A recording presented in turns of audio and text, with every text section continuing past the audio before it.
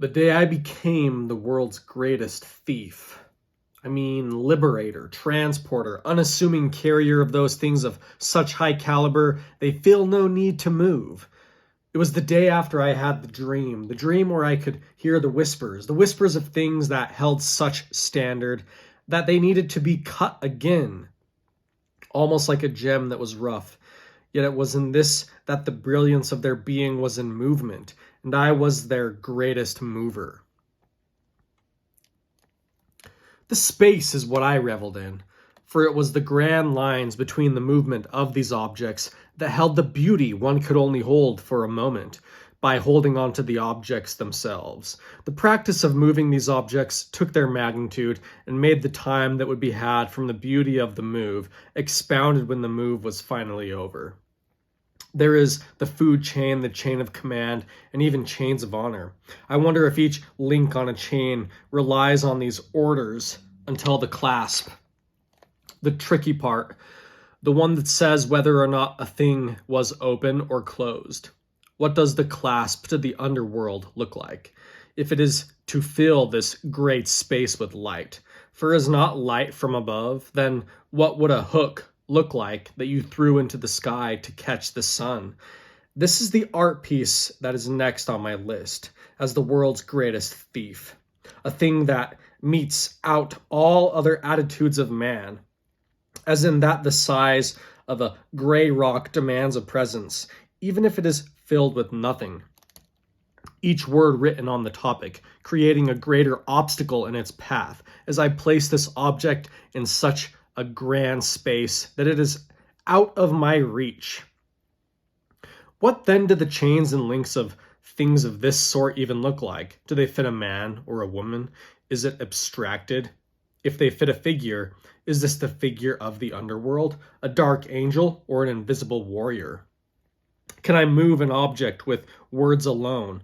What about words in their most minimal form, written alone, silent, within their lines?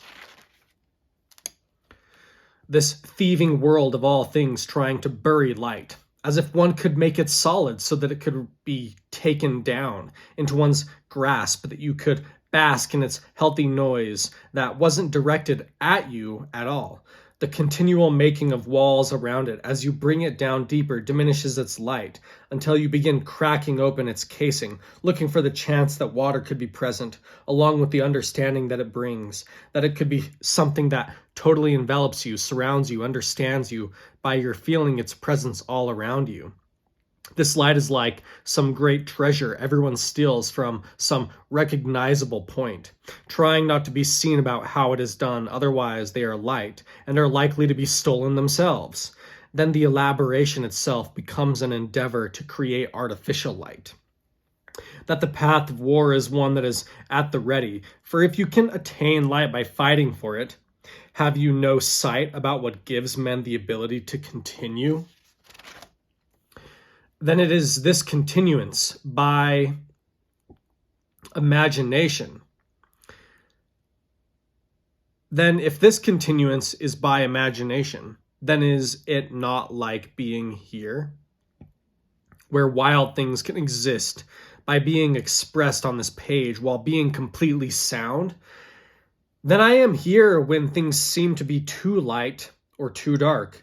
Then could I not guide myself through unseen things while I am here, this great thief, stealing, liberating, accompanying these aspects of light on a journey? Then what do I see? No way of acquiring, that it might move in and from a time that is gone.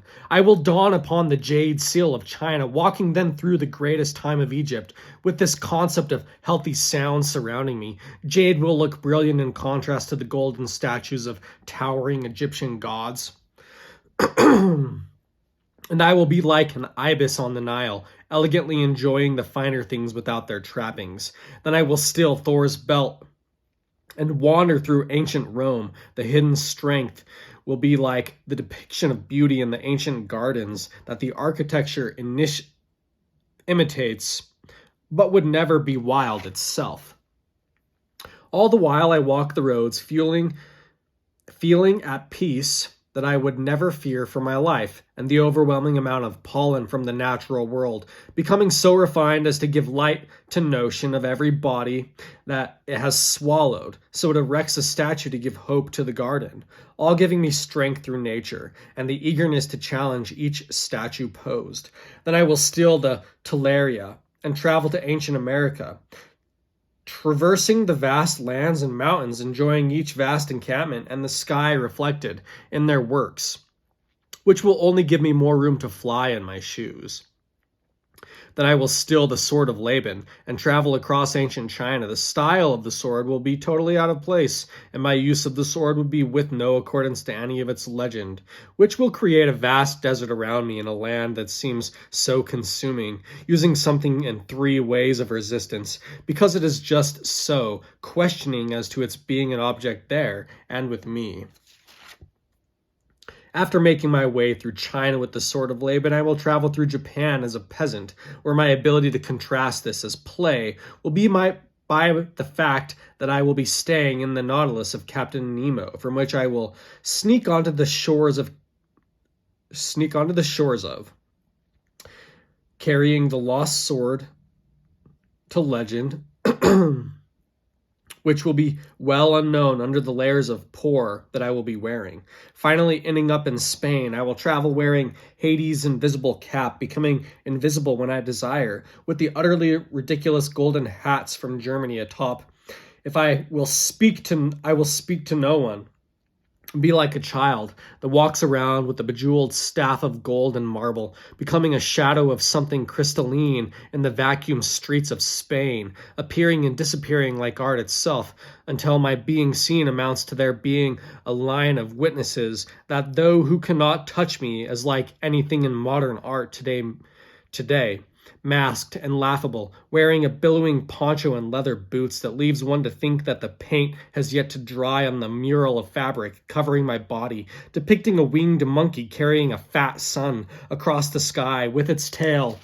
Beneath the monkey in the sky, there will be all sorts of vicious creatures on the land, all of which look very intently on eating the sun. Then I will visit the future wearing all the armament of Achilles that I'll steal while he is off having fun with some girl. The people of the future, the culture that is ever present, full of many wonders, filling in as the person with dark horse characteristics that give an otherness to the idea that there is potentially something we are missing or could not know of. I will parade around in this place like it was some great stage, and for every action I have, they have a character for. What goes until I mention we could be on a stage, which will bring about stage fright, and once fear is present, there will be no law for the future, has no true culture, and I will pierce the heart of this fear with the sword of Achilles, as acting law.